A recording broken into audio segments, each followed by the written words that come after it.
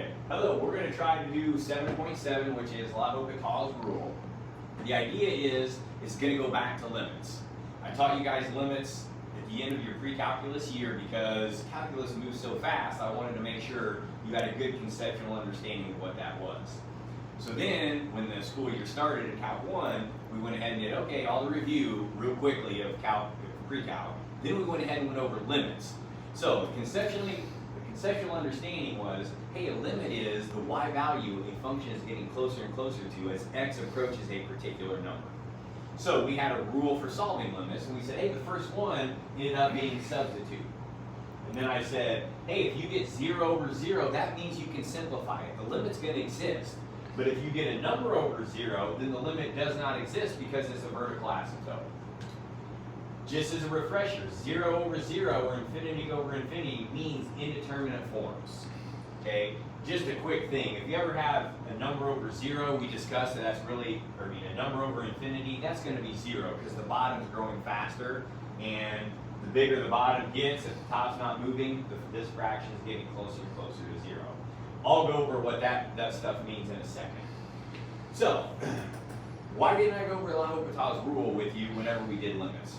Well, what L'Hopital's rule says, if in finding a limit and you substitute, if you get indeterminate form, which means 0 over 0 or infinity over infinity, or negative infinity over negative infinity, that's when you can apply L'Hopital's theorem. So you can't apply it all the time.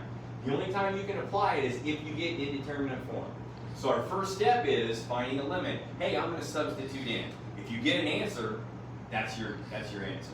Okay? If you get a number over 0, then it's going to be a vertical asymptote. The limit does not exist. But if you get any of the indeterminate forms, that's when you can use this. Now, what does L'Hopital's theorem say? It says that if you get indeterminate form, what you can do is you can take the derivative of the numerator, put it over the derivative of the denominator, and then plug it back in and see if you can get a limit using that function.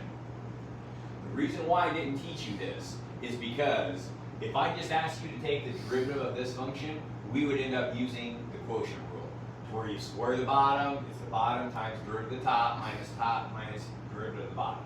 Anyway, the reason why I don't is because some kids would just want to start taking the derivative of this in general by just taking the derivative of the top and putting over the derivative of the bottom. That's why I didn't teach you that earlier. So what L'Hopital's theorem says is, if you go to find a limit and you get an indeterminate form, you can take the derivative of the top, put it over the derivative of the bottom, and then plug that number back in. So example 1, let's find the limit as I approach 1 of x squared minus 1 over x minus 1. So what's the first step in finding the limit? Well, you substitute x in. So I get 1 minus 1, which is 0, over 1 minus 1, which is 0. That is indeterminate form. I told you before, that means you can simplify it. Now before, one of the biggest things is I would factor the top and cancel a factor out and that. But now I can use L'Hopital's rule. That says that if I want to find the limit, what I can do is I can take the derivative of the top, which is 2x, put it over the derivative of the bottom, which is 1, and now find this limit this way. So now when I plug in, I get that this limit is 2. So just to recap, L'Hopital's theorem, it can only be used if you get indeterminate form when you sub in. And if you can, you take the derivative of the top, the derivative of the bottom, and then you plug in. So let's look at another example.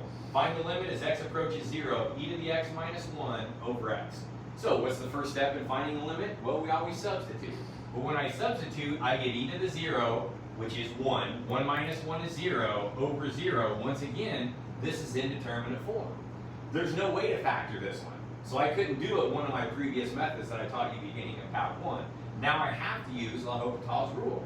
Well, what does L'Hopital's rule say? Well, that means I can take the derivative of the top, which is e to the x, over the derivative of the bottom, and then I can plug 0 in here. Well, if I plug 0 in, I get e to the 0, which is 1. I get 1 over 1, so this limit is just 1. Okay. Sometimes it gets a little harder than this. Now remember, when you plug in, you just plug in if it's going to a particular number.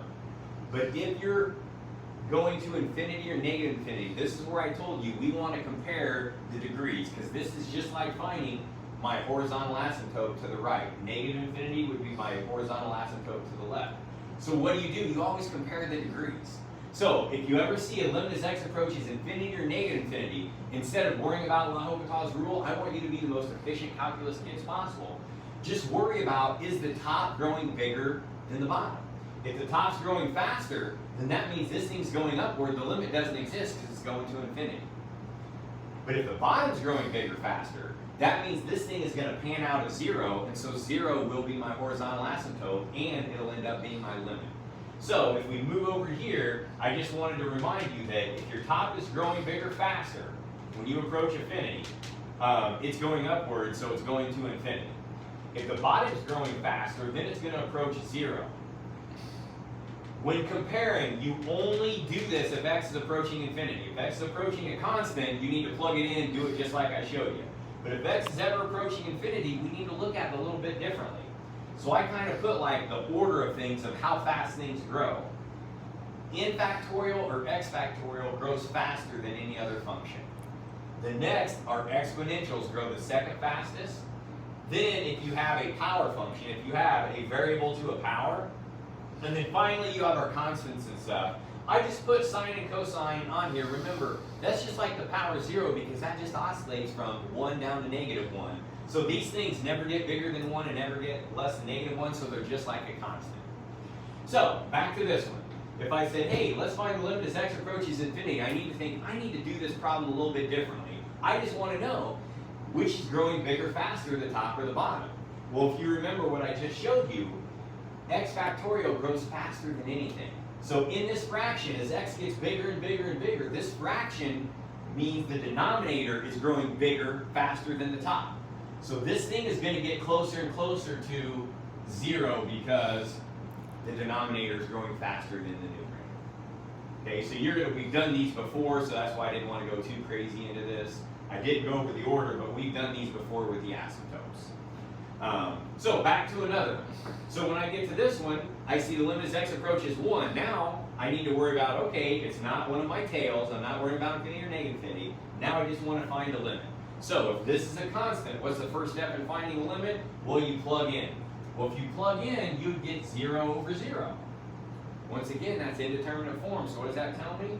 I can go ahead and I can use L'Hopital's rule. Just remember, the derivative of root x is 1 over 2 root x. Now the derivative of x is 1, so I could put over 1, but I'm not going to. Now when I put 1 in here, I get 1 over 2 root 1, which is just 1/2. So that's L'Hopital's rule. It's just another way to help us find limits, and we can only use it if it's in indeterminate form. Thank you.